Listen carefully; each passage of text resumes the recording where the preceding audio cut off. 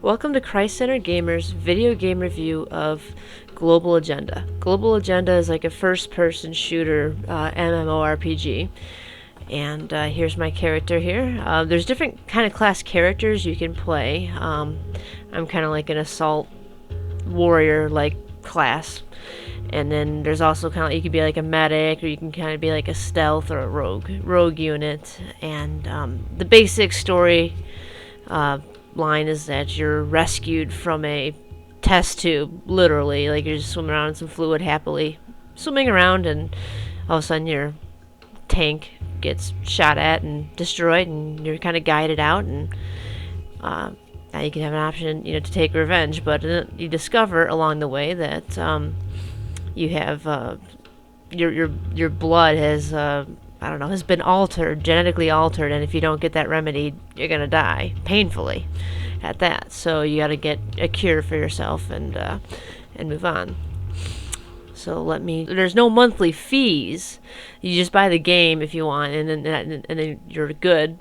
But you can buy what's called booster packs, and with the booster packs, you can buy, I think it's like you buy them and you get like for whatever, like a month, or like for a certain amount of time, you get like double the experience, double the loot, and double the tokens. And with the money, as you can see, I got over 19,000 credits. With the money, you can go to like an auction, and you can buy different components and stuff like that. You can make like a pet if you want, and get like weapon mods and blueprints to build your own. So you can kind of like craft your own stuff. And as you attack things, you get whatchamacallit, you salvage things, and you can build things with the pieces and parts that you collect from. So let me just show you a little bit. There's missions you can join, and they're level capped. So let me do a special ops. You join a queue, and these missions, once you get into the queue, or actually, once you get into the mission, they're pretty populated, so it usually doesn't take too long. Okay, so there's somebody there. There we go. It doesn't take too long to get in, as you can see. By default, by default, voice over IP is enabled, and I've never really been a big fan, but most of the conversations involve throwing around F-bombs or calling each other and their mother's gay, and it's just like, I don't know. I don't know what the average age is playing these games, but I just got annoyed with it, and so I turned off I turned off the voices. So so yeah, you get a jetpack. Oh, okay, so it looks like you fight all sorts of enemies. You get like snipers. This level's like robots, it looks like, and they're pretty quick. Oh, there's one, a wasp. Okay. And then you can kind of like heal yourself. See, there's a medic. And so yeah, I got different kinds of guns, and you get better, like many RPGs, you get better equipment, and you level up, and there's a skill tree with, you give yourself better melee, better better defense, better offense, better attack.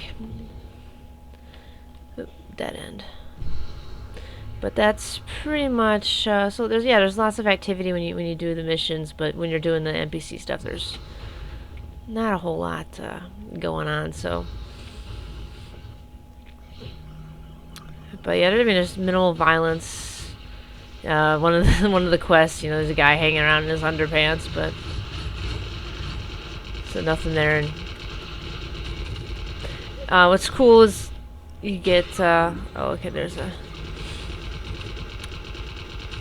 you don't have to worry about ammo. You just got energy, as you can see, and it just replenishes on its own. So that's kind of cool.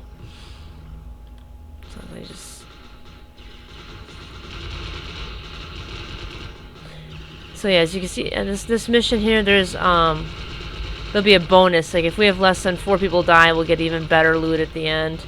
And even if you lose a mission, you'll still get a little bit of a reward. Not as good as if you won, but still. It's better than nothing here. I'm just going to whip out my big gun.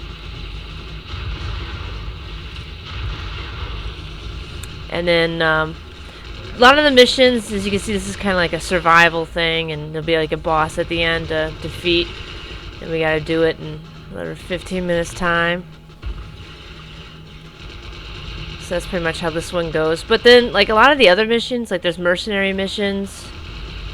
Those remind me a lot of like Team Fortress like stuff, where you got like a payload or you know, holding checkpoints.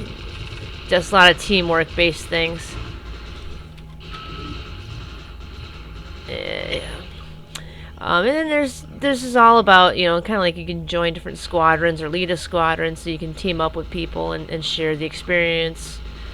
You can kind of like, and you can just go on missions together or whatever. It's just a lot. There's a lot to do. I mean, it's okay. I mean, it's not. I don't know.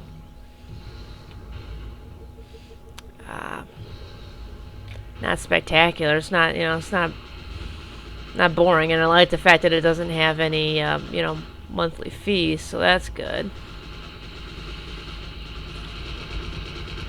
But is it the most captivating RPG out there? Nah. But it's fun. The graphics are good. Sound, other than the annoying users, is okay. And these missions, like I said, these missions are usually hopping, but it's relatively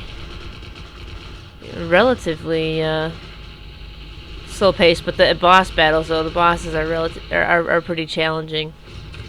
But there's often like a, you know, a good place to perch and snipe or do whatever you need to do to beat them. So that's pretty much this game in a nutshell. I hope you found this video review helpful. Thanks for watching.